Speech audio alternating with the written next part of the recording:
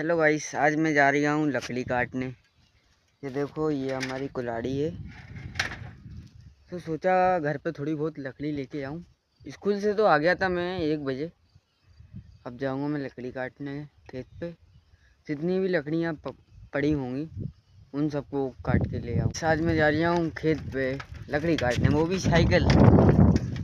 और इधर हमारी कुल्हाड़ी रखी हुई है, तो मैं जाऊँगा लकड़ी काटने। स्कूल से तो वैसे मैं जल्दी आ जाता हूँ। आज देखते हैं कितनी खेत पे लकड़ियाँ मिलती हैं। घर पे लकड़ियाँ थोड़ी कम थी। सोचा हम लोगों का तालाब है यहाँ। वैसे हम लोग मतलब बारिश में काफ़ी ज़्यादा भर जाता है, ऊपर पानी हो जाता है। ये देखो गाइस, मेरे हाथ में हथियार भी है, जैसे कोई जानवर ही आएगा। इधर बहुत जंगल है ना यार, चारों तरफ। ठीक है गाइस, ये हमारी पुदीना है उस इधर।